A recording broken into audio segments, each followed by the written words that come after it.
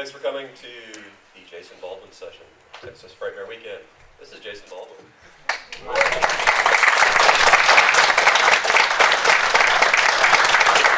This is my lovely wife, Holly. Tell me your name. Chris Vognar. We just dropped this on him that I was going to be up here. All good. No worries. I'm Chris Vognar. I'm the movie critic for the Dallas Morning News. And I know about Jason, like most of you, through the Paradise Lost movies. Fascinating story. And it's a fairly unusual panel for this particular conference. It kind of stands out as which of these things is not like the others. So I'm wondering, because first off, what brings you here, and what do you see the place of the story at Texas Frightmare? How do you see that? Definitely. We were approached right after I got out of prison by Chris over there. Chris Carvalho, he called Holly, and he was like, we have these horror conventions and stuff we do, and we'd like you to be a part of. And initially, I mean, we've been so punished and everything because of that initially I was like almost like, no, I don't want anything to do with it, because I've been hurt by it so bad. But I wasn't hurt by horror. I was hurt by people in positions of power that utilize that as a tool to cloud everybody's judgment from the facts of the case. So I had to stop myself and realize, you know what, there is nothing wrong with watching horror movies and stuff. In fact, I was watching Leprechaun, Damien and I were watching Leprechaun the night we were arrested, and I grew up on Friday the 13th, the Gremlins, and Freddy Krueger, all those movies, So I'm like, we should go down here and come down here and do this and meet other people, other Americans, other people who love horror movies and in a sense. So I met so many of you guys out here, and a lot of you tell me, like, I've seen so much of myself in you guys, like what happened to you could have happened to me. So I think it's very important that we come here and share our story with you guys. We were talking earlier, just a few minutes ago, about the idea of profiling, saying you watch these movies, you wear these clothes, you listen to this music, you read these books, therefore you must have done something wrong. Right. And that's what they did to us in our trial. I think the police probably lost their only lead, the only chance they ever had to find who really committed this crime when the evidence from Bojangles was lost. I don't know if that would have led to whoever did it or not, but to me, someone who came out of the bayou, the ditch where the boys were found, the night of the boys coming up missing, to me that's more than just coincidence.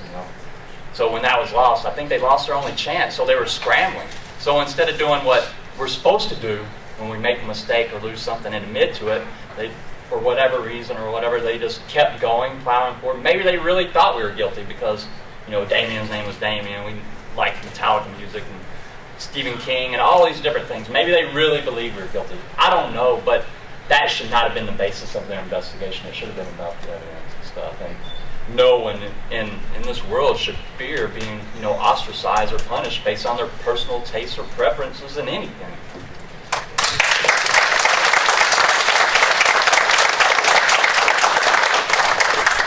Please feel free to chime in whenever you want. I'm pretty loud, so can you guys hear me back there? We're okay. I don't mind. I don't know if I have too much to add, but these have been such an extraordinary experience. Just the outpouring of love and support from you guys sustains us in a way that I have a hard time articulating. But just know that everything you've ever done, whether it's write a letter, post on Facebook, put together a show, sell t-shirts here at Frightmare 5 years ago for benefiting the case, whatever it is, meant the world. And we just want to thank you guys. Jason obviously thanks you for his freedom, and I thank you for my husband. So you guys are amazing. Yeah. While I was inside, at the beginning, there was so much hate and people just saying mean things all the time to us. So to have that change, for people to come up and express love and things like that, I'm just forever grateful, and any chance I get the chance to thank you guys, just for giving us the moral support to be able to make it through that place. I have a friend in there, a guy named William Davis that I believe was innocent. And, I was working in the law library one year, and I noticed on the Rolodex, the roster, that he was in the hole. And he had just got out the hole and everything, so make a long story short, I called his barracks and was like, hey, I need inmate Davis to come down to the law library, pick up some law library work.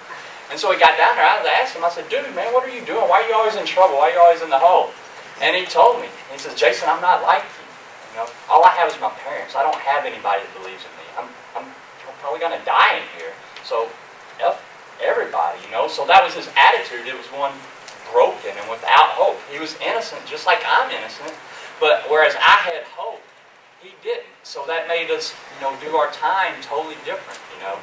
So that's why we since I've been out, we're starting an organization called Proclaim Justice to help other innocent people who don't have hope, like William Davis, you know, because there are projects like the Innocence Project is one, a great program and everything, but they work on certain cases that have DNA evidence and things like that. But what if you're an innocent person that doesn't have DNA in your case? Should you be hopeless and just stay there forever? No. So the way you guys gave me hope, I'm hoping that you pass it on, you know. So if you guys want to get involved,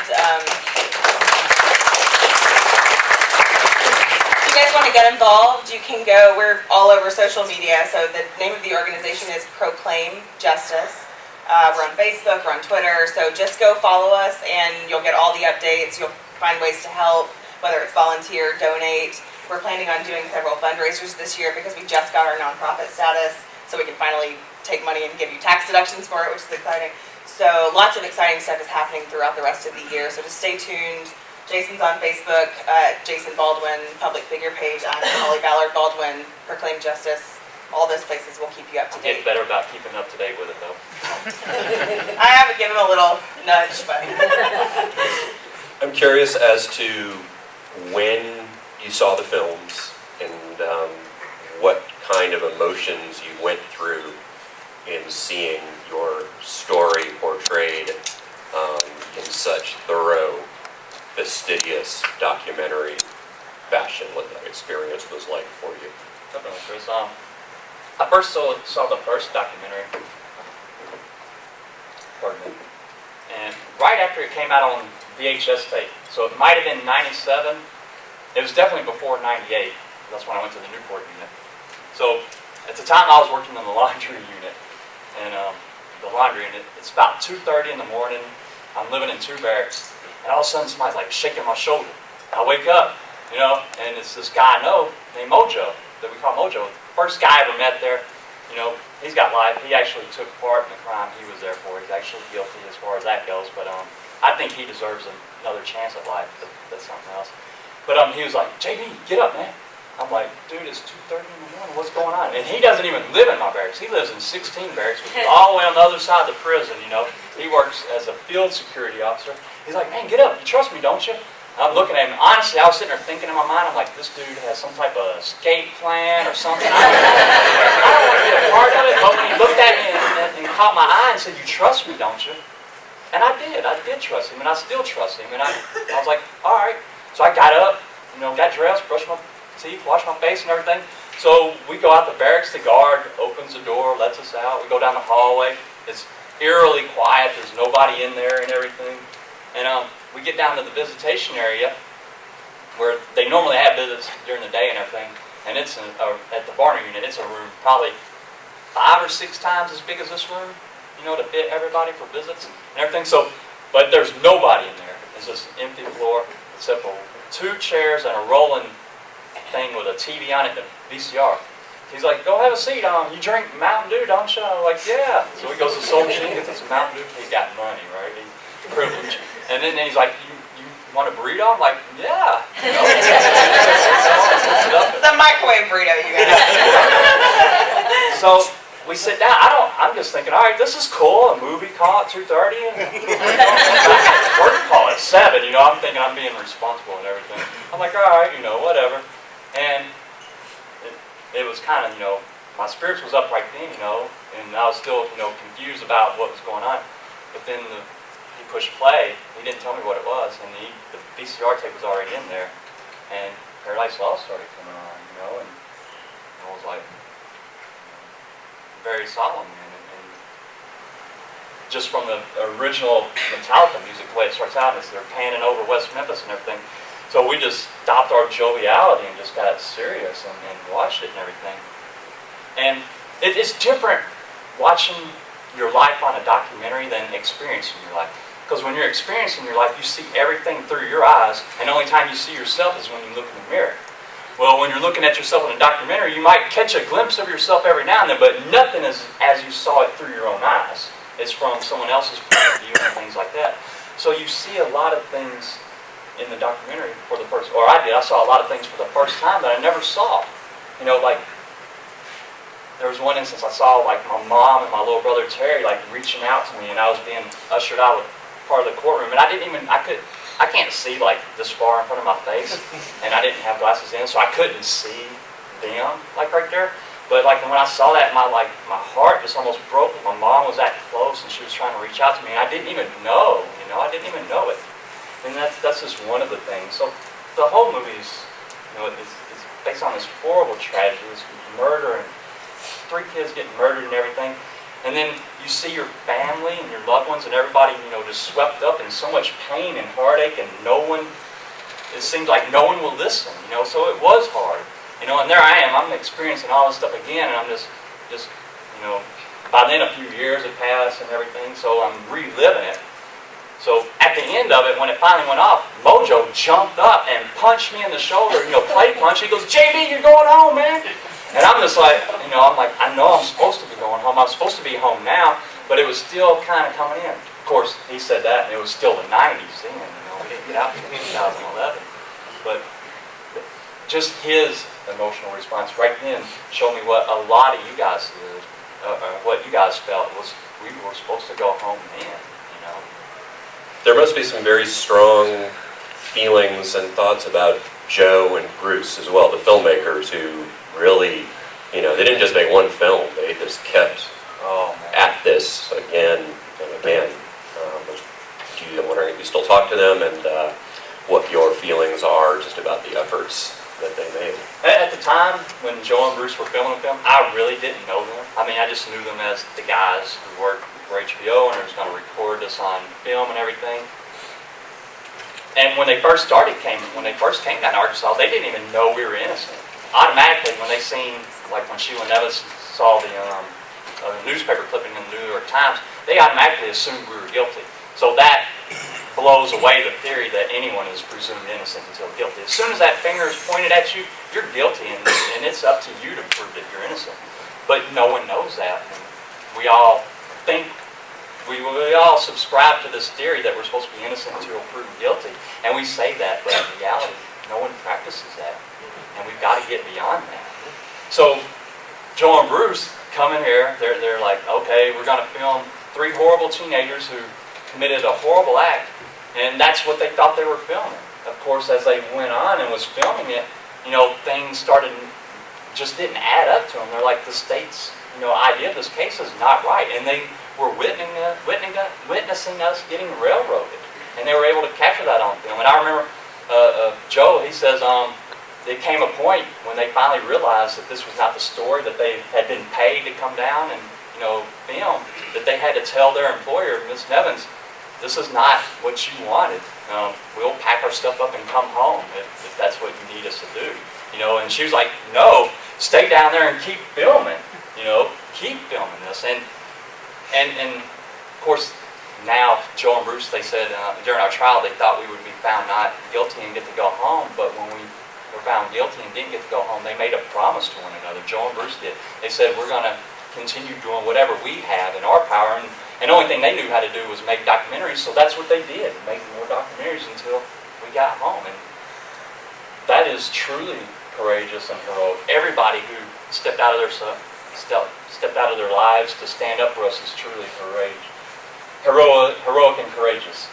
And I will jump in and say that you were asking about our relationship with them. Now, I would say out of anybody, we probably spent more milestones with Joe and his family. So, as you guys know, Jason was released in August 2011. I guess it was that same year. We went to the International Documentary Film Festival in Amsterdam. That was and November. November. So he's out, 3 months at that point.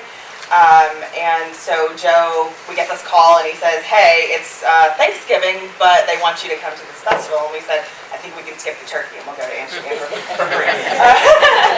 So, and it was an incredible trip, but so we spent Thanksgiving with Joe and his family on a 3-story floating Chinese restaurant in a canal in Amsterdam, and we ordered a duck instead of a turkey. When we went out, I saw ducks swimming around. I was like, fly away, ducks! And that's Joe and his family threw us. I don't know if you guys, we got married in December, and Joe and his family threw us an engagement party for that at their home. So they're family. I mean, it's not even a matter of friends. They are absolutely blood to us. We've really gotten to know them since the release, and going to their house and seeing, and going to Joe's workshop and seeing where he, does all his movie stuff. And I'm walking through there and there's all these photographs and stuff of me and, Damon and Jesse and everybody. I'm like, and Joe, when he was, I don't know, not even 30, younger than me now. Yeah. So it's very surreal and amazing and powerful. And then his wife, she's just like, I thought I was gonna bust. I ate so much. She's like, okay, it's time for snack. Now it's time for lunch. Now it's time for another snack. Now it's time for dinner.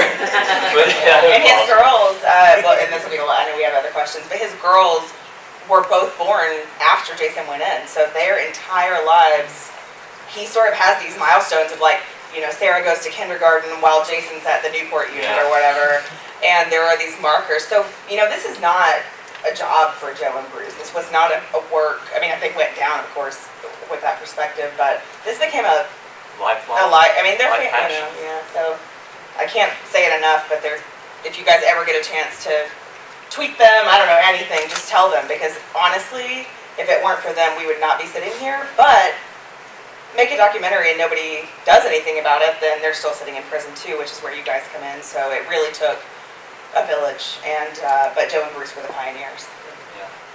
Before we open it up, I do want to ask about the Alford pleas and what your thoughts are on that, what your reluctance was at the time to accept the plea, and maybe tell the people a little bit about what exactly the Alford plea is, because I had to look it up at the time as well. Right. The Alford plea is basically a compromise. It's when you know you're innocent, but the state will not stop fighting you. They just refuse to stop fighting you. And the thing about it is, I only have one life. The state, it's a position. It's just an office. They can come in and come out and go as they please, and it's like they never wear out. They never tire. Whereas, I only have the one life. Damien only has one life. Jesse only has one life. We did not deserve to spend a single day there in prison. So for the state to back us into a wall and say the only way that you can save your friend's life, the only way that you can go be with your families and stuff like that, is to agree, that we could, whatever their thing is, don't sue us, and all this stuff. It was a very hard decision, because we had just won our right to get an evidentiary hearing in December, which I'd hope, the way the law is written and the way, the facts and everything was, we were supposed to go home. If everything worked the way it was supposed to we would have went home then. But you never know, If everything would have worked the way it was supposed to in our trials, we wouldn't have never been convicted. So you just never know. And when someone's life is on the line, Damien's life is on the line, I couldn't just make the decision for myself. I had to make it and consider his life and his mom's life. I remember the night we got arrested, his mom, younger than I am now, full of good health and vigor, and his dad, Joe, are going to have a night out at Splash Casino, because they just opened up all these casinos at the time in Tunica. It was supposed to be the new Vegas, And so everybody was like in the prime of their lives, Now look at Pam. She's in a wheelchair and taking oxygen and stuff, Jesse's father, his dad came to visit him every single weekend while we were inside. Never missed a visit until that last year. His health just, failed him. Did a 180 on him. And I know Jesse probably never said this, but I know he was probably wondering. I know I was wondering it. Would he ever see his dad again? Because if he can't get out of there to go see his dad, his health is too bad to come see him. I know Jesse was thinking that. And then, my mom, every day she's worried about me. So I had to consider all that, but at the same time I didn't want to, because I know Pam Hicks, Mark Byers and the Moore's family, the families of the boys, they deserve, to know what happened to their kid, even if it takes forever to find out. But as it stands, the state is not going to lift a finger to find who did this, and they're the only ones with the power that can. They're the only ones with subpoena power.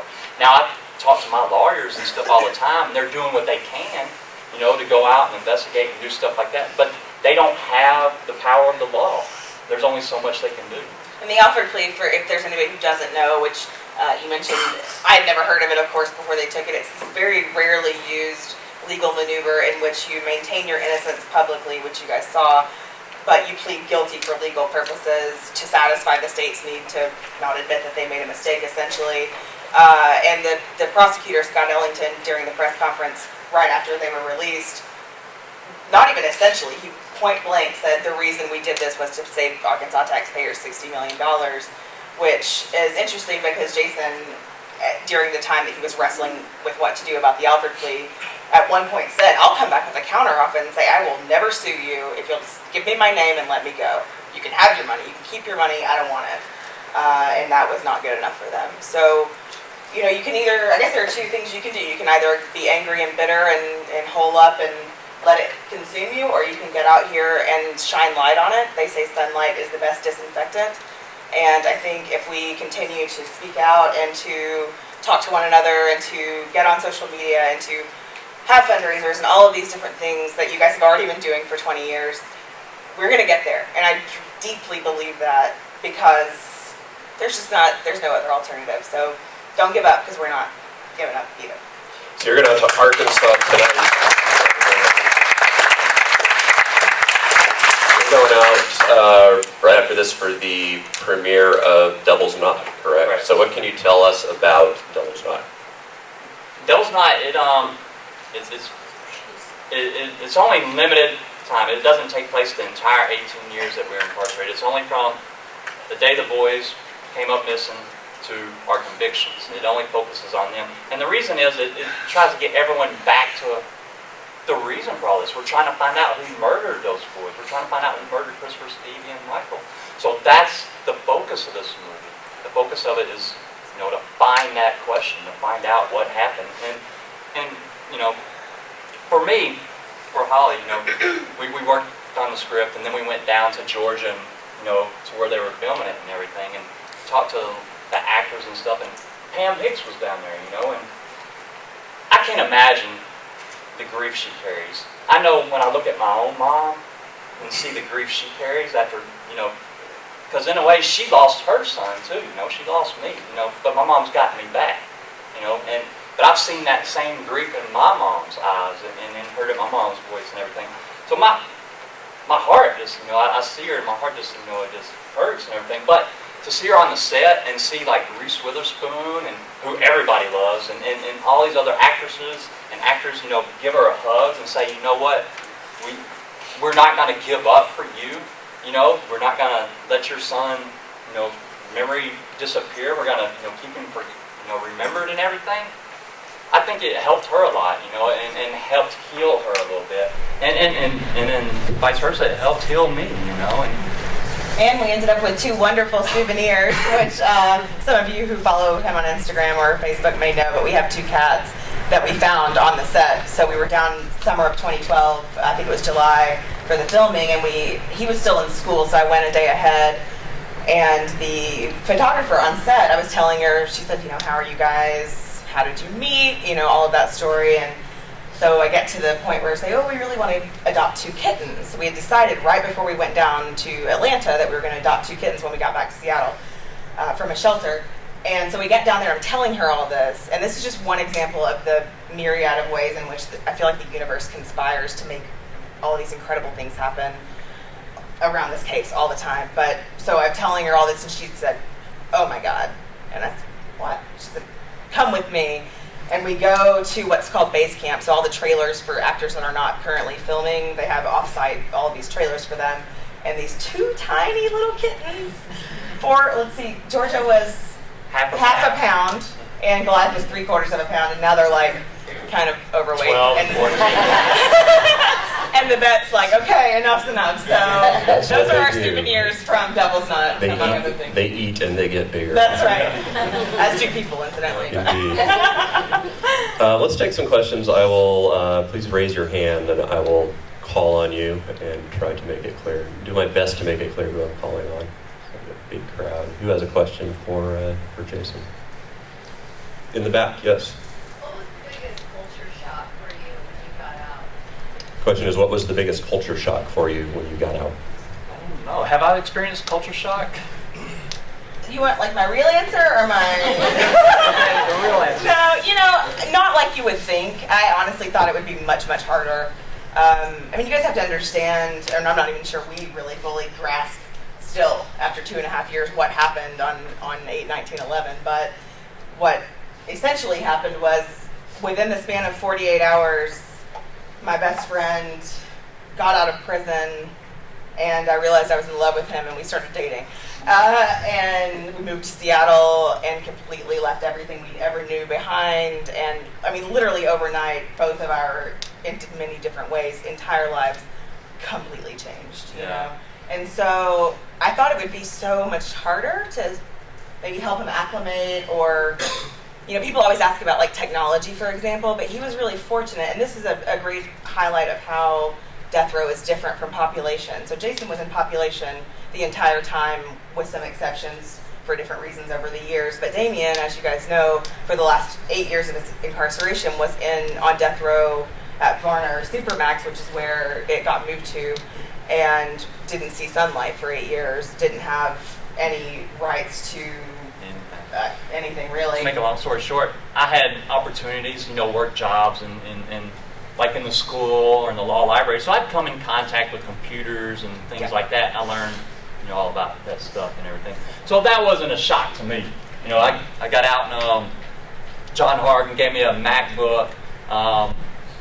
Steve Braga gave me an iPhone. Of course, now when I was in prison, I learned Microsoft. So yeah, there was a little bit of technical. Yeah, no, it was not a little bit. He was so mad at me for getting him a Mac. So John, I don't know how to use this. John Harden is our executive director of Proclaim Justice, who I became super good friends with working on the case, and then obviously subsequently we all are working on this organization. But John called me the day after they got out and said me and a couple of other people at our church wanted to do something for Jason. We'd like to get him a laptop. And he said, should he get Mac or PC? And I said, he's so savvy, how Macs, and if you guys are Apple people, it's so intuitive. And that's how he is, that's how he thinks. So I said, get him a Mac. I thought it was over. I thought I was going to have to break up and go back to Arkansas. It was but he learned it, and now we live and die by the iPhone. So, I will say just one quick anecdote in terms of adjusting the grocery store. And this was not something I had really anticipated. I mean, newsflash, they don't make a manual for this, so you're making it up as you go along. But I remember the first trip to the grocery store, and he was just overwhelmed by the choices, because in prison there are no choices. You wear white, you go to lunch at the same time, you go to bed at the same time, you go to work at the same time, your visitations are at the same time. Everything is prescribed for you. You have very few choices. I mean, he fortunately, thanks to your generosity, had money on the commons area to be able to buy food beyond what was served. Thank God, because I use the term food very loosely, what they serve in prison. But anyway, so that was one of the things, just that being presented with a variety of choices, and it's been so beautiful to watch him grow as a human being, as though that I didn't think it was possible for him to grow any more than he already was. I think you guys will agree with that. And he's going to get embarrassed, so I can't say too many things like that. But thank you. But to watch him grow and sort of learn what he likes and learn what he doesn't like, and I don't know. It's just been nothing short of miraculous to watch that process, and I feel incredibly humbled to try not to cry, to be able to walk alongside him through his life. But yeah, to see him learn to love to ride a boat. This is supposed to be the other way around. I got it. I already. To see him learn, to love riding a bike again. So that's what we do now. That's our thing. So in Seattle in the summertime, you won't hear from us because all we do is get on the bikes all day long every day. and just ride. And I think that's when he feels the most free. And those are things that there's no substitute for experience. So you just learn as you go. And but yeah, I would just say on the whole, I feel like I'm rambling, but I would say on the whole that Jason, his experience and his transition has been so smooth. He's so adaptable, and so don't y'all start crying too. It's because of like that Beatles song, you get by with a little help from your friend, If it weren't for all the help, most people who get out, they don't have any help, That's right. Don't have any social help, any family help or anything like that. So for me to get out and have family help, friendship help, and then help from all of you people who care so much about this case and care about us, it's just, every day I just wake up and I'm just so grateful. I'm just so grateful because so many bad things happen to people all over the world for no reason whatsoever. There's no rhyme or reason to it.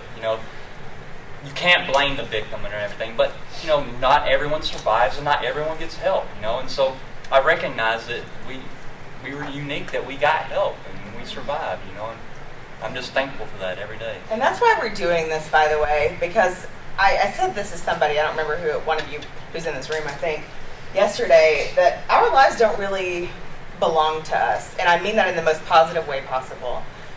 Our very existence, really, our life in Seattle, all of the material things that we have, our marriage, everything came because of you guys and people like you. And that's why we continue. I'm not going to lie to you, there are definitely days and maybe weeks when we get home to Seattle after a trip like this and we're like, oh my God, we're so exhausted and we have to go do it again. But you can't complain about that because it is so incredible and beautiful. And we want to continue, to speak out for exoneration and for justice. But after that happens, we're still going to keep doing this because it's a way to give back and to pay it forward to all of those other guys and gals that are in prison right now for something that they didn't do, or for something that they did do when they were 15 and made a stupid choice and need a second chance. There are many criminal justice. My friend Mojo, Yeah, that the same whole time guy. I was in there, he always looked out for me. When, I woke up in the infirmary one time, my collarbone was broken, my skull was shattered, and I just kept waking up and passing out, and he'd be there. JB, you all right?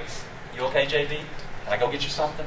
And I'd just pass out, wake up and fall asleep. So he's always been there, looking out for me. And as a good friend, So I think he deserves a second chance. So this is, in case you guys didn't catch it, Mojo's the one who showed him Paradise Lost for the first time. And Mojo was 15? George Rhodes, he was 15 or 16. Him and it was Ricky Dawson, Timothy Oliver, and Bobby Friend. They grew up together from kindergarten. But their friend, Bobby Friend, he'd come to school with black eyes, and stuff all the time. So they grew up like this, seeing him beat on by his, parents and stuff and abused and everything. Well, one night they came home from a football game, all the boys did, and his parents started waylaying him, and then next thing you know, things just got out of hand, and his parents ended up dead, And I think there was just years and years of built up and frustration there, and what started out as his parents beating on him, them standing up like, you know what, you don't have to take that anymore, and then it's an ugly situation, and it should not have went the way it was, but I think he should not spend the rest of his life in prison for that. He's a good person, and I think he, would be good to live out here, Mm-hmm. So that's another organization that we work with. Is called the Campaign for the Fair Sentencing of Youth. So this is folks that have definitely, there's no question they're guilty of their crime. Right. But we know from neuroscience that brains are not fully developed until about the age of 25. So that any of you who have teenagers in this room will know what I'm talking about, right? So this cost-benefit analysis of if I do A, then B doesn't work like that until it doesn't get hardwired until you're about 24, 25. So all of these guys that are in prison and gals for something that they did, but they were, think of all the stupid things you did when you were 15. And if it could have landed you in prison, we would have all been up a creek, right? So our goal is to not only address innocence in prison, but also to bring some compassion back to the justice system. Somewhere along the way, and if you guys have seen Paradise Lost 3 at the very end, Jason gives that incredible talk about what I'm saying, that we have lost sight of the mercy. The Arkansas State Seal has justice on one hand and mercy on the other, and you can't have justice without mercy. And so that's another aspect of the work that we're trying to do. and we're still figuring it out. We're still putting everything together, and proclaimed justice is getting its teeth and getting some traction, and we're little by little. So just stay tuned. We have so many goals and so many dreams for the work that we want to do, and we would love for you guys to be involved. So it's all a little bit nebulous right now, but I just want to put that out there because it is a team effort, and with an army of hundreds of thousands of West Memphis 3 supporters, we can do anything, you guys. We really can. So.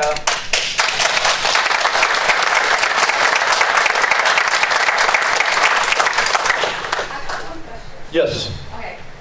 Being that you guys were younger when this all occurred, and then when Jesse's statement came out, and I know your trials were separate and all that, but when you're younger, you don't so much forgive or understand so much. And what was going on through your head when he was saying all these things that, of course, he was hopes to say, but being young, I mean, I can't imagine just when you're younger, you're just like, can't think it's going on.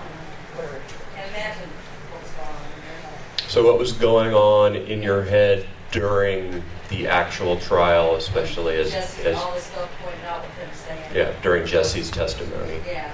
Or do you just blame it on the mental capacity or Well, when you're younger, you don't look at stuff like that? Well, I remember the night I was arrested, the police kept telling me, your friend has already said you did it. You might as well admit to it. And I'm like, who is this friend you're talking about? And they were like, oh, you know who. I'm like, no, I don't know who. Whoever this is obviously not my friend. If they're making up all these stories about me, Now, later on, after I got an attorney and everything, he did tell me that they were referencing Jesse Miskell and he had given these false statements.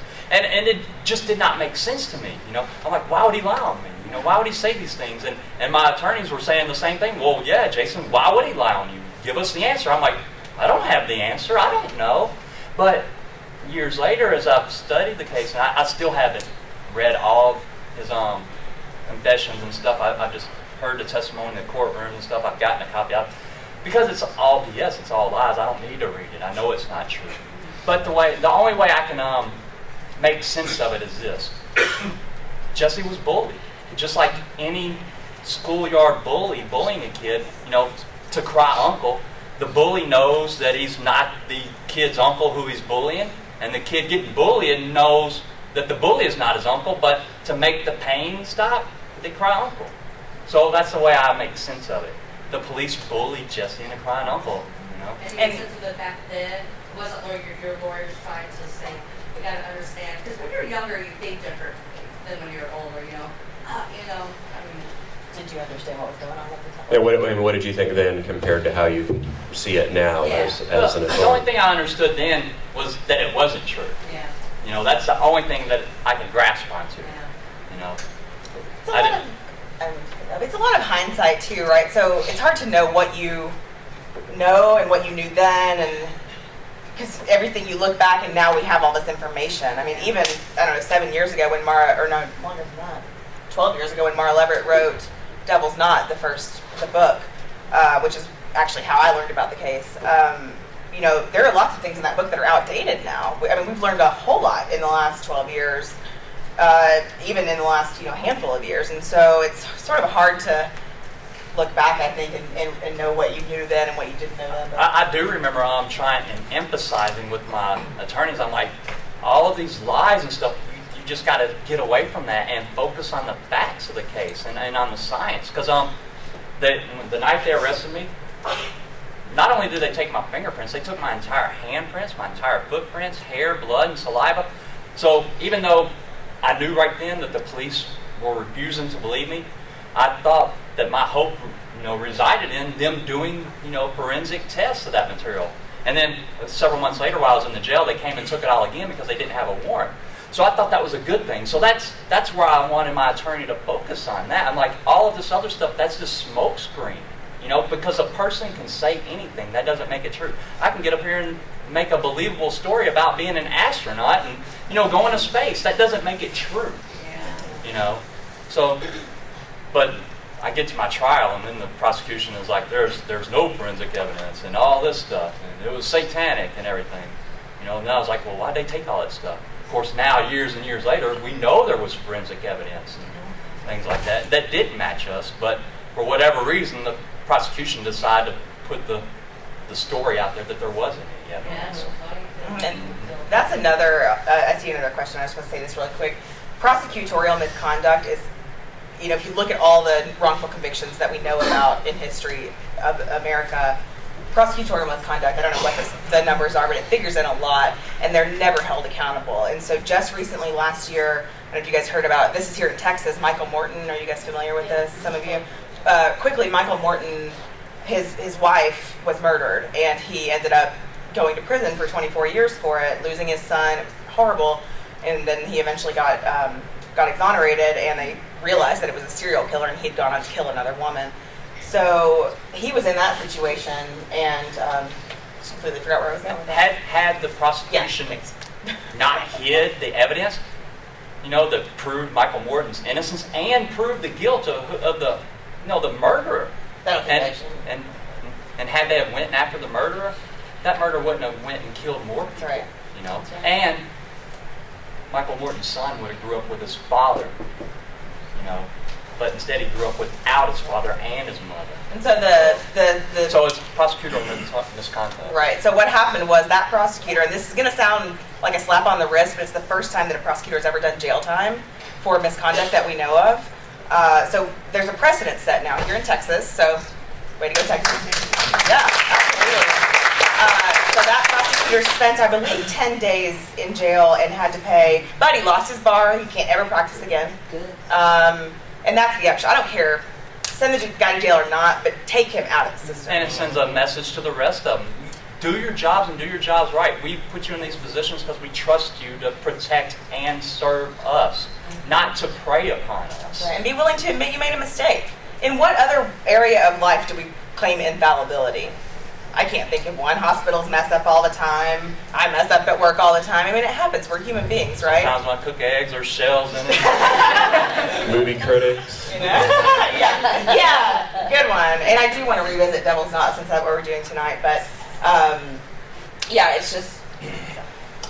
Sir, yes. Jason, I want to ask you the time frame from your conviction, you're sent to prison, sent to jail, and branded as a child killer. How did you cope knowing you're innocent? Everybody in jail is going to hate you. Everybody in prison is going to hate you. There was obviously a lengthy time frame before you started receiving the outside support. How did you have the strength to deal with that period of time? The question is, how did you sorry, go ahead. How did you cope when you got in? As you were everybody was thinking you were guilty. How did you find the strength, and how did you deal just with that reality at the time? Well, the strength didn't come from me. It came from my family. You have your mom and your brothers, and they're imagining the worst things happening to you because you're in the worst place. You always want to try to carry yourself in a way to where when your mom and your brothers look at you, they don't get more scared or more frightened. To where when you can say, hey, I'm going to make it. It's going to be okay. It's not where I belong, but we're going to make it. And then on the flip side of that, I had to make the decision to treat everybody I was going to meet with dignity and respect, whether they were guilty or innocent. Because I was going to go live in there with them. That's where I was going to go live. And I couldn't be judgmental towards anybody, or else I'd have lived a sad, lonely existence in there. Now, when I first got there, they were all waiting on me. I mean, I couldn't tell you the number of fights I was in. I mean, I've had my collarbone broken, my skull broken, my teeth knocked out. At one point, I had meat hanging out of my eye. I went around and it just finally fell out, the meat. I couldn't tell you the number of times I had my body broken. But take those first years away, that first amount of time, and all the hate and misplaced hate and misplaced anger and rage, all those things turned into prayers, hugs, and tears and everything. So to where when I got out, the day I was leaving, I had like $35 still on my commissary account. And I went down to the commissary to Miss Biggs. She works the commissary. And I was like, how many ice creams can I get for $35? She rang it up. It was 21 ice creams. I said, okay, I'm going down the hall. Pretty soon people will start coming to the gate and give them one of my ice creams. So I just walked down the hall and everybody just coming up, JB, man, you're going home, man. We're so glad. And from inmates, blue-suited staff, to different others, regular suited staff members, everybody was like, we've been praying for this for you. We've been hoping for this for you. Go home, Jason. And And I was like, go get one of my ice creams. I mean, it was so far different than when I first walked. Because they didn't know. They didn't know I was innocent. And I still remember you saying you go to Disney World or Disneyland. We went. We did. We went. Yeah, summer 2012. We went with, now we're really close, right? We're in Seattle. We went with Kathy Grove, Burke, and Lisa. You guys know WM3.org, which is really, I think, the first grassroots. So Joe and Bruce made this film, but again, it can't exist in a vacuum.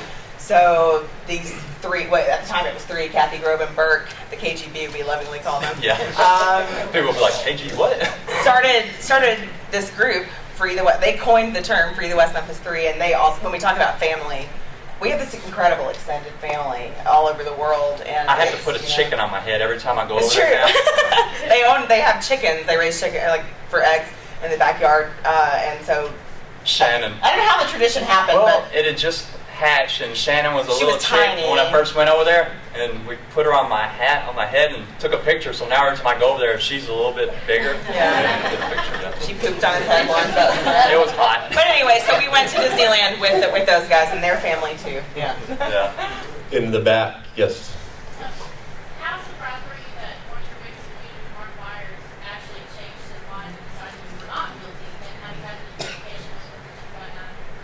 How surprised were you that Mark Byers changed his mind about your innocence, and if you had any contact with him? I wasn't surprised about Mark changing his mind. I'm never surprised about anybody changing their mind. I'm like, all right, it's about time. Thank you. Finally. I've gotten to spend a little bit of time around him since we've been out. And, grief is a horrible thing, when you lose somebody. No one handles grief the same way. No one can predict how they'll handle grief, and especially the grief of the loss of a child and everything. So I don't blame him for being hurt and his attitude, previously and everything. I don't blame anybody. It's kind of like what helped me get through it all really was Jesus on the cross. When he prayed to his Father and he was like, forgive them, Father, for they know not what they do. And that's what helped me, deal with everybody that hated me so much and everything, that wanted me to hurt, because they didn't know.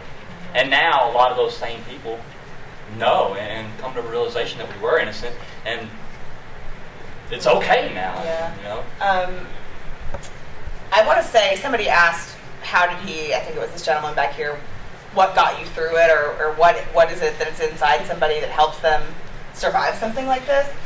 And I kind of just think he was born with it. I sit around all the time, actually, like, and think, what kind of... Sound like a Maybelline commercial. But seriously, I do. Yeah, maybe he's born with it.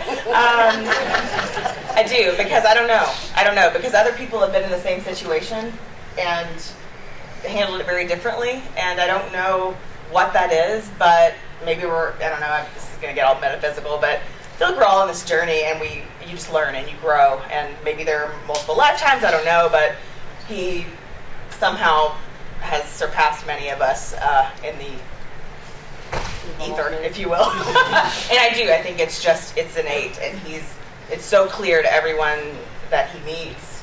And it was clear to Joe and Bruce. I mean, they'll tell you, they never thought Damien and Jesse were guilty either after they met them, but when they met Jason, they said, there's no way. Maybe we were a little bit like, that Damien kid's kind of weird, right? Which is, again, not an indictment, shouldn't be an indictment in the justice system. But they sat down with Jason and they said, there's absolutely no way. And, I think the best that, if you wanted, I feel like a lot of people come to Jason for advice on how to get through things and that kind of thing. And I think you just, I don't know what the answer is, but... You just do your best, regardless of the situation, Before prison, my life wasn't ideal. We grew up in the trailer park. My mom, she tried her best with my father. They didn't work out for whatever reason. Then she tried her best with my stepfather. That didn't work out for reason. So it always felt like we were trying to catch up, But even though you're not where you want to be in life, you still must be happy with where you are. That's not to say you don't hope for your life to be better in the future, but you still must be happy now, because we only live right now. We're only here right now. So with that mindset, I was able to be happy, in my life before prison. And I was able to, find happiness while I was in prison. And I've certainly got happiness now.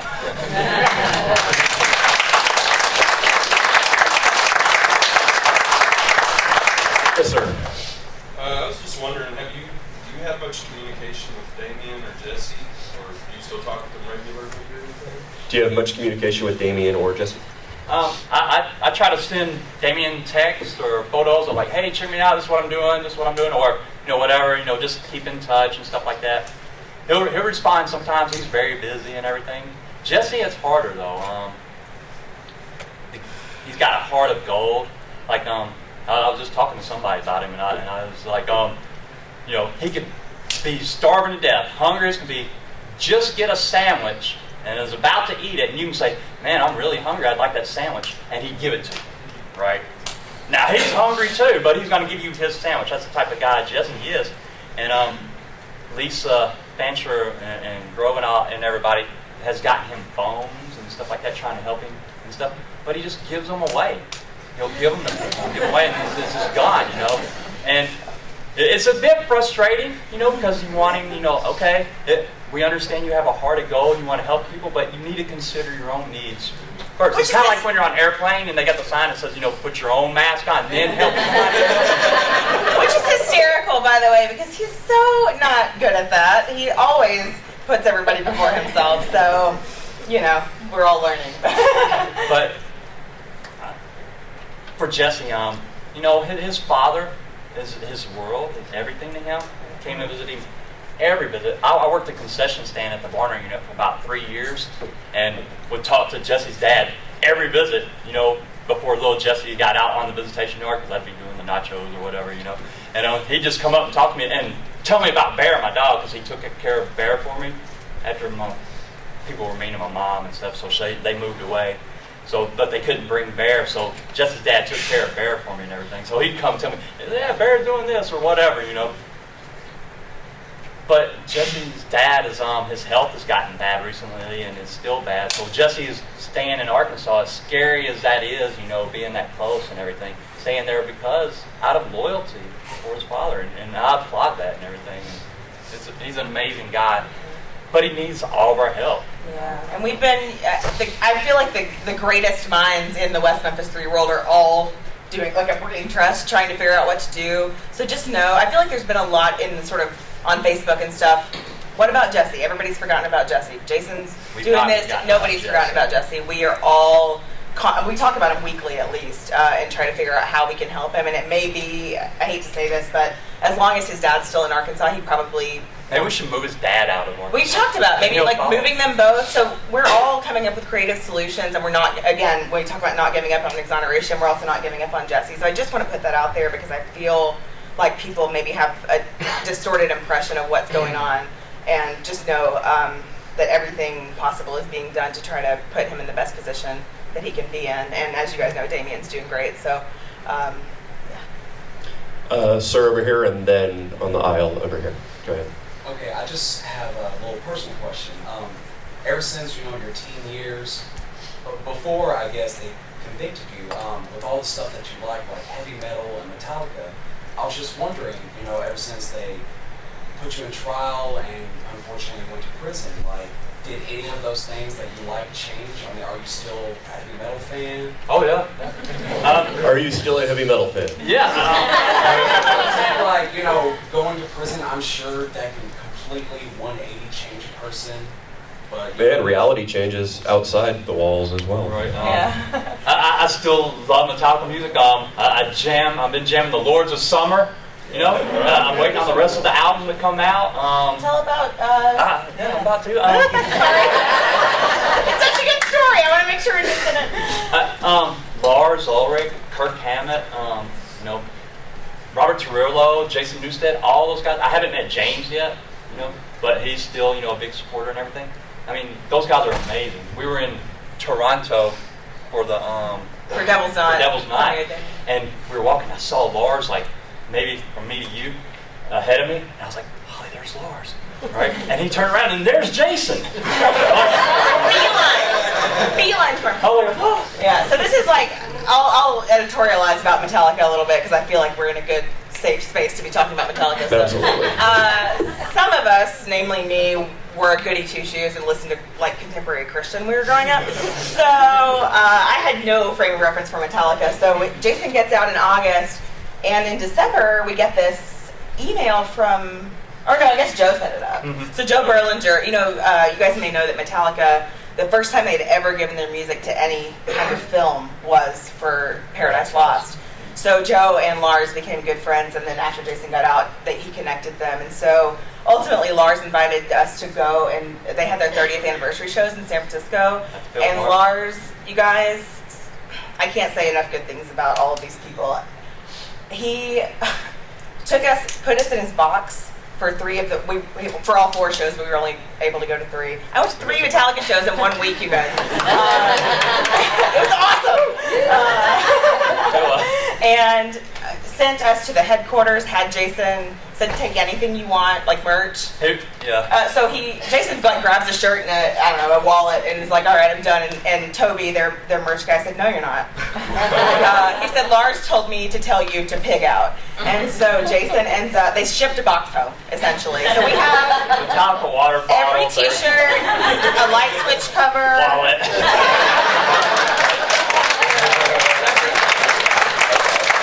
Amazing. Lars, actually, he turns 50 in whatever month that was. We don't ever know where we are, even like what day it is. So, Saturday. Yeah, but We're in Texas. yeah, exactly. But Lars turned 50, and his fiance actually threw a surprise party for him and invited us. And so we get there, and we're sort of in the back, and Lars walks in, and he's greeting everyone. And it was a similar thing to Toronto, and I was just so amazed. It shows his love for Jason, really, because he is seeing all his friends, people he's known, I don't know, for however long. Yeah, James is there. Bernstein's there, Lane Staley's there. Everybody's there. And we're just like, scared to death, to even move, So, and next thing you know, Lars looks up and he's like, Jason, I can't believe you came! And like totally freaks out, like geeks out, like you would if you met Lars, you know what I mean? Yeah. And it was amazing. And I would say, if you name any celebrity that has advocated for this case, it's been that way. They have just been so genuine, and I think maybe there's some, people are people, right? I think we forget that, we idolize these folks. They're people, and they feel. They feel just like we do. They care about things like we do. That's right, and I think there's something that attracts a certain type of person to this case. So we get the cream of the crop in terms of human beings. We're just surrounded by incredible people right now, all the time, including folks like Lars. So. The heavy metal is strong in our family. Taste has changed a little bit, though. I listen to a lot of Mumford and Sons. The Killers, I'm loving the Killers. I put them on repeat all the time, So, still heavy metal, but I love other music. He has playlists that we listen to together, and then working out playlist, biking playlist. Yeah. So because I'm coming around, you guys. It's been amazing, though. Totally. Have you been back to Arkansas, and what's it been like if you have? Been back a few times, and her dad and my dad still live in Arkansas, so we always go see them. And this girl she's got more friends than I can count, so everywhere we go, she's got friends, but especially in Arkansas, because she was raised in Arkansas, so we always meet up with all of her friends and stuff like that. And then just, people I know and stuff like that, too. Like, we always meet up with this lady, Miss Moon, who I used to work for in the computer lab at the Newport unit, She was my boss. I sat this close to her running her computers every day, So she knows me, for 3 years worth of stuff. So every time we come to Arkansas, there she is, like you guys, and we'll have dinner or something, whatever, So I've always had an amazing experience going back to Arkansas. In fact, we're about to go get on the plane. What time is it? We have a few more minutes. You have 10 minutes. We kind of got everything. We were late to our table today, but it gave you guys extra Q&A time, so I hope it evens out. You go see my dad and her dad. But Arkansas, I have to say, I'm from Arkansas. I grew up in Little Rock, and the first time we went back, I was terrified, actually. I just didn't know. You don't know what to expect and what the energy's going to be like, and whether some crazy person's going to come out of the woodwork and all of this stuff. And so I remember we got there that first trip, and I was super tense. And I don't think I was conscious of it, but it was just this underlying current of nervousness that dispelled immediately. I mean, I can't say enough about my home state. I think it gets a really bad rap, and there are plenty of people within the official justice system in Arkansas who absolutely deserve that reputation. And Arkansas and Texas are kind of, but it's been incredible, and I am so overwhelmed by the outpouring of love, particularly from there.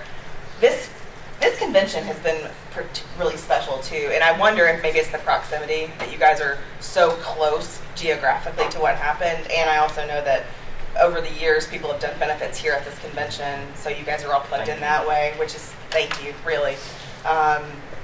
But yeah, Arkansas has been amazing to us, and I guess maybe looking back I shouldn't have expected anything else, but I was definitely a little nervous that first trip. So this is probably our 4th or 5th time back, and but tonight we're actually just flying in for the premiere, and then we're flying back at 6 a.m. tomorrow so that we can be there at 10 a.m. for you guys. So.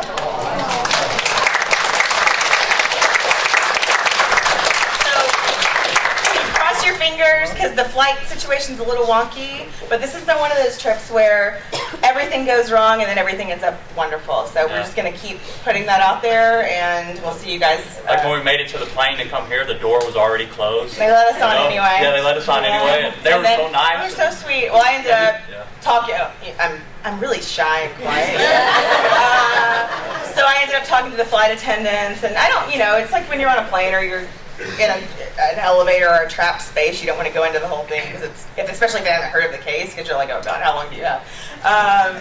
But I ended up talking to them about it, and they were familiar with a little bit, and anyway, one of the flight attendants bought us a drink, and it's those little things. It's not about the buying of the drink, it's about that. They cared, and it happens all the time. I can't say it enough. We're just so incredibly blessed. And I hate using the word blessed because it's so loaded. If you grew up religious like I did, or are still religious even, I think people use that word and you're like, oh, okay, you're #blessed, we get it. Right? All right? Humble. Humble, yeah, it's humbling. That's a better word. It really is humbling, and you, I don't know, I'm very articulate today. I'm just glad to have the opportunity to finally be able to thank you guys in person for getting us through this. Because if it weren't for y'all, Damien really would have been murdered, and Jesse and I'd grow old there, That's right. So that's why Devil's Knot is so important. This is a good time to talk a little bit more about Devil's Knot, I think. So this is the narrative version with actors, Reese Witherspoon. Who else is in? So it's a star-studded cast. We've got Colin Firth, Reese Witherspoon, gosh, I'm blanking. Dane DeHaan, who's really an up-and-comer right now. The Green Goblin. Yeah, that's right. He's really exploded in the last couple of years. Stephen Moyer from True Blood is in the film. Matt Lesher. This is terrible because now it leaves people out, and they're gonna hear this and go, "What do you mean?" We're gonna forget somebody. But anyway, it's a great cast. So what happened? Well, let me ask you this: raise your hand if you've heard, either in a movie review or on Facebook or from your friend, why make another film? I just want to know. Has anybody? No, oh, this is a great crowd. Okay, because what happens, or what we've been seeing, and I think you referenced this discreetly, the movie reviews have been not altogether positive, and the bent of all of them has been, why make another film? Well, let me tell you why. So generally, and then specifically, generally, why make another film? Because this guy is not exonerated yet, and neither are Damien and Jesse. And moreover, Stevie, Christopher, and Michael do not have justice. That's why we make another film.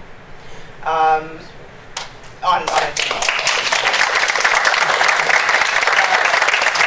And why we chose to get involved with this particular project is because from the minute we landed in Atlanta, well, really before that, but the minute that we approached Liz Fowler, who's one of the producers on the film, and said, look, Damien's got some concerns. You guys have probably heard about this. He wasn't really happy with some of the scenes in the script that he felt portrayed him inaccurately. And Jason said to himself, well, we can either get involved and do something about it, or it's going to happen anyway. They're going to make this film, and they can either make it more accurately with us, or they can make it inaccurately without us. So we approached Liz Fowler at a screening of Paradise Lost 3 in Los Angeles and said, Damien's got these concerns, we'd like to have a copy of the script and look over it and help make it more accurate. And they were incredibly receptive from the jump. And so they sent us the copy, we printed it out, made notes all over it. They ended up completely rewriting 10 major scenes in the film to accommodate Damien's concerns. And his attorney had sent, a list of all the things that needed to be changed. They fixed everything, and it's all totally copacetic as far as those stated concerns. So I want you guys to know that, because the entire reason that we got involved in the was first to place. make it That's right. right, as factually accurate as possible, and to address those concerns of Damien's. And we approached them, not the other way around. And so when we got the script, we made the notes, we got super involved in that process. That was at the time that they approached us about executive producing. And then they're like, oh, you did so good at this, do you want to executive produce? Because at the time, we just wanted it to be help, factually accurate to help. And that has been such a blessing, because in terms of financial, stability, we don't have a lot right now. We're sort of making I've had up. a job since I was 16, but no savings because I didn't get paid, Yeah, and I worked for nonprofits my whole life, so those of you who are in nonprofit, I don't have to explain that to you. So we were able to get some money that allowed us to live and to continue to do this kind of work without having to worry about how to pay rent. Feed the kittens. Feed the kittens and the bunny. We have a bunny rabbit too. And so that was how we ended up executive producing. But from the moment that we asked them, can we see the script, to tonight, you guys, was about 2 years? No, longer. Yeah. Because the filming was in summer of 2012, so I don't know, it's been the majority of the time you've been free, basically, because this all was happening when they got out. So it's just been so much integrity. Adam Egoyan, the director, has become a good friend of ours too. There we got engaged. And he took this script that Paul Boardman and Scott Derrickson wrote, which was fantastic. But a script is a piece of paper, right? And I mean, I'm a writer, so I value the written word deeply, but you don't know what it's going to look like until you see it filmed, until you see it on the screen. And Adam took this script and turned it into this incredible testament to what happened, why it happened, how it happened, in terms of this miscarriage of justice. We don't still know, of course, who actually committed the crimes, but it explains, it starts in 1993, and it goes from the time that the boys go missing until right after the guys are convicted. So we're talking about a year, essentially. And it's just got so much integrity. It's so accurate. It's so, the feeling on set, like Jason was describing, we just actually got through saying to each other right before we came in, I said, I keep wanting to articulate how I'm feeling, but I don't know how, because we're so overwhelmed with joy and love and hope for exoneration and for justice and all of these things, and it's been an incredible experience. The film also actually introduces some information, not new information in the sense that you guys have read it elsewhere probably, but was not really highlighted. In the documentaries. The documentaries, of course you have, all hundreds of hours of footage, so you have to cut it somewhere. And what they ended up with was incredible documentaries. Obviously, we've talked about that. So the benefit of doing a narrative feature is that you're able to use hindsight to tell the story in a more linear way, I guess. And they did an incredible job of doing that. And they raise a couple of points that aren't really highlighted elsewhere, such as, if you guys are familiar with Chris Morgan, this was a kid, this is Dane DeHaan plays Chris Morgan. And he was a kid who drove an ice cream truck. He sort of knew Stevie's family and had hung out at their house once or twice, I think. But right after the murders, he and another friend, just with Brian Holland, went off to California, and they got hauled in by the Oceanside Police Department. And Dane, see, it's interchangeable. Chris was questioned and actually confessed. He gave a false confession, just like Jesse did. But when it came time to introduce it in court, Judge Burnett held the hearing in camera, meaning no recording allowed. So nobody really knows exactly what happened in that hearing. But what we do know is that ultimately he said that this was not a false confession. They said that Chris Morgan's false confession was a false confession. Right. Yeah. But that Jesse's at the was same not. time, that Jesse's wasn't. So it was completely contradictory. He's saying, no, I'm not going to admit this statement because it's clearly a false confession. Meanwhile, we have Jesse who also gave a false confession. So it was this contradictory thing. So that's one of the couple of 3 different points that are not really highlighted elsewhere that we're really proud of. And then the last thing is just that you guys all in this room, I mean, raise your hand if you knew about this case from the time they got arrested. Because I know a few of you that stopped by did, right? I just learned about it in 2004, so you don't have to feel bad if you don't. We met somebody yesterday who learned about it 2 days ago. She didn't even know we were here. She caught west of Memphis, I guess, on demand or something. And so she's walking by, and I saw her do a double take, and she comes over and she says, oh my God, I just watched the movie, like literally 2 days ago. And this is my point. You guys, many of you have known about it for, 20 years, 18 years, 15 years, 10 years. You are the minority, by far, of Americans.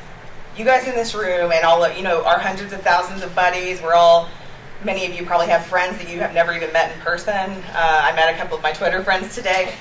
It's a worldwide network, especially now, the advent of the internet. Back when they started the website, I'm just looking at the clock. Okay, this is the last thing. Because we have to run out and catch the flight, so we're so sorry that we can't hang, but we are here tomorrow. But the point is, not everybody watches documentaries. There are so many people out there that haven't seen the documentaries and don't know about this case.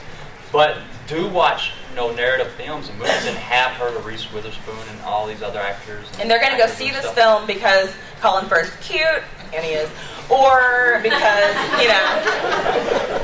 whatever the case may be, but they're never going to have heard of the West Memphis 3. There are people born that, they're afterwards. 20-year-olds that were not even born when, so it's... So until the state opens this case back up and does what it's supposed to do, what they're charged with doing, which is, pursue who really committed this crime, I welcome anyone and everyone to do whatever they can, whatever their skill set is, whether it's movies, music, drawing, art, or whatever. Right. Building buildings, I don't know. Whatever your skill set is, to use that to let the state know this is wrong.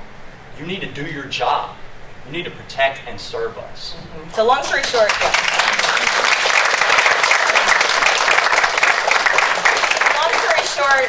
we're so proud of the film. Please go see it. Don't read the reviews. They don't know what they're talking. I mean, I'm Write sorry. your own reviews. We have a reviewer right here, so I should be careful what I say. But I haven't seen it. But seriously, I have no comment. you guys, of all the people, you guys should know to make up your own minds, right? So please go see it. We will be here tomorrow. We're so excited. I guess that's. Thank you. Yeah, thanks so for much. coming.